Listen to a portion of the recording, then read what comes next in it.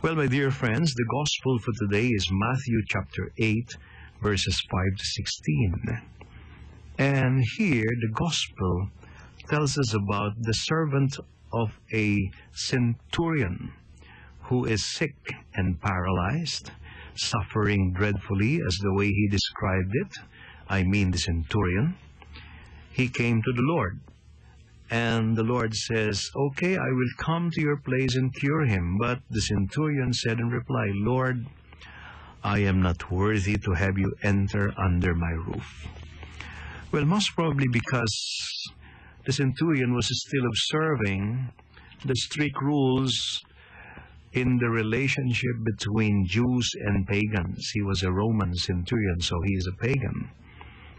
And the Roman centurion knows about this, that a Jew like Jesus Christ cannot just come and enter simply as easy as that, because that would be a violation of that rule.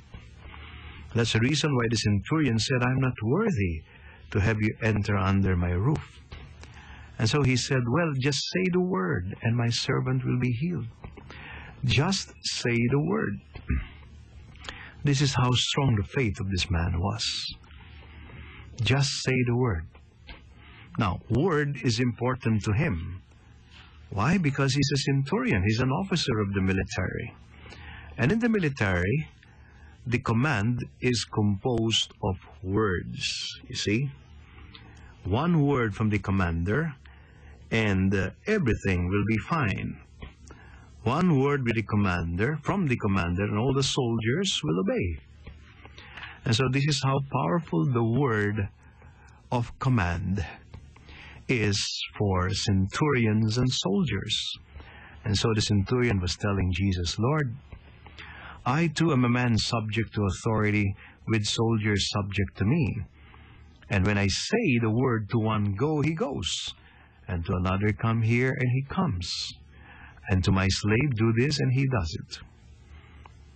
So, here is somebody who is so humble enough not to accept the Lord in his place, and who is so solid, most probably, in his belief that his servant will be healed only by means of the command of the word. And so he believes, like a soldier, that Jesus simply would dish out the command and the servant will be healed. So the centurion was thinking to himself, if I have the power through words to make these people go, soldiers and slaves, then this man who is powerful as God, by means of just saying the word, can heal my servant. If you have that kind of logic, if you have that kind of mentality, disposition, then you must be a person who can easily be converted to the faith. And I believe that, well, tradition says that this centurion in the end will be converted to Christianity, because he himself saw how powerful Jesus was. Well, let us all be challenged with this. You know, we are all Catholics, we are all Christians, and sometimes we can see people who are not Christians, who are not like us or belong to us, who most probably have greater faith than many of us, in spite of the fact that he is not a Christian.